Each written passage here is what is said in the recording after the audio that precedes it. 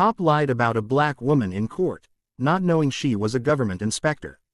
The gavel cracked like a gunshot. Order. Judge Harlan barked, his voice gravelly from 40 years of cigarettes and contempt.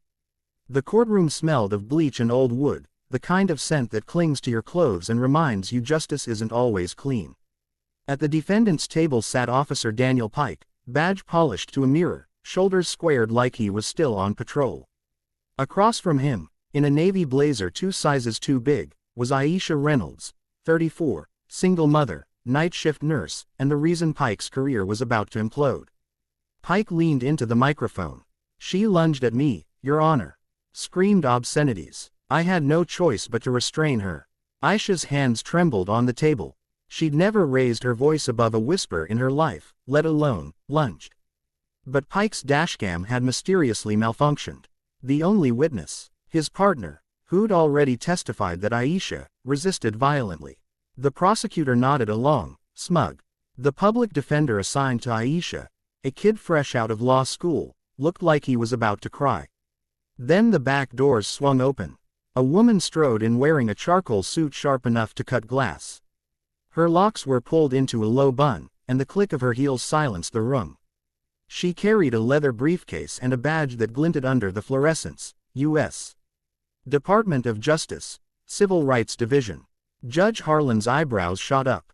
"Identify yourself." "Inspector Nadine Carter," she said, voice calm as a Sunday morning. "I'm here to observe." Pike's face drained of color. He knew that name. Everyone in the precinct did. Carter had shut down 3 departments in the last year alone.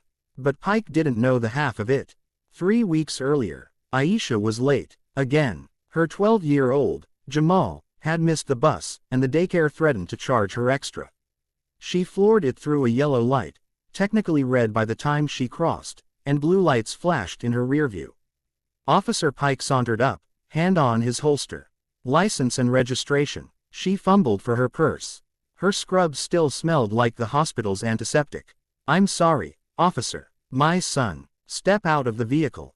She did, slowly, hands visible. Pike's body cam was off. He'd forgotten to turn it on.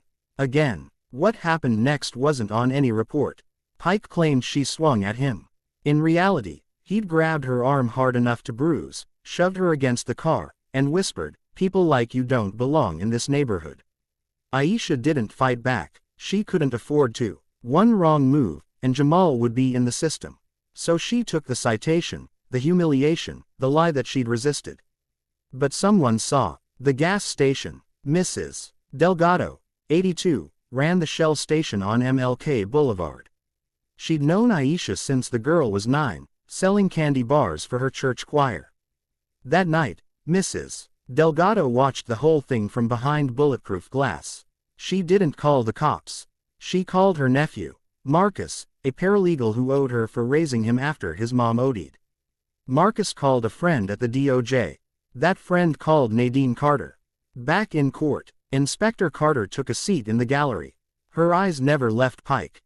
The prosecutor called his next witness, Pike's partner, Officer Lopez. Lopez shifted in the stand. She was combative. Carter stood. "Your Honor, may I approach?" Harlan blinked. "You're not counsel." "No, sir, but I have evidence." She opened her briefcase and pulled out a flash drive.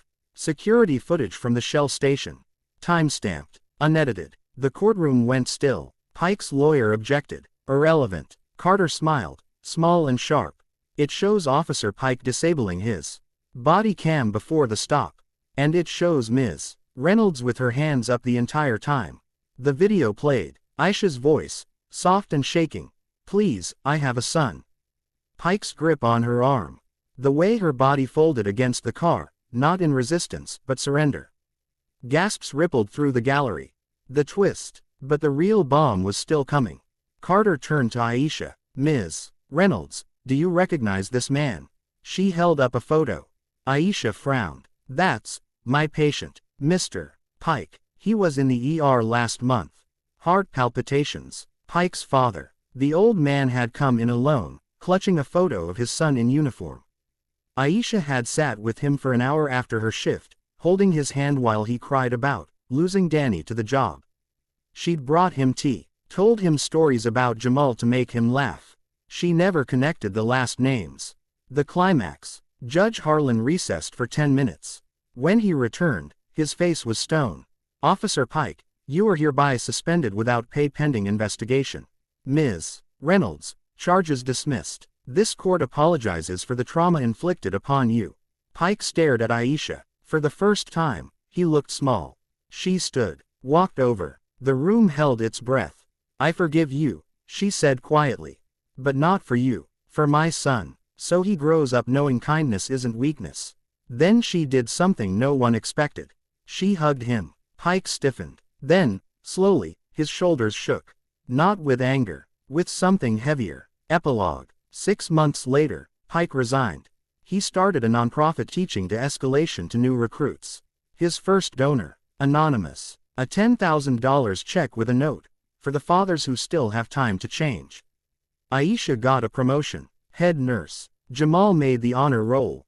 And every year on the anniversary of the trial, a bouquet of sunflowers shows up at the hospital desk. No card, just a post-it. Thank you for seeing me. She knows who it's from. Some lies break people, some truths rebuild them.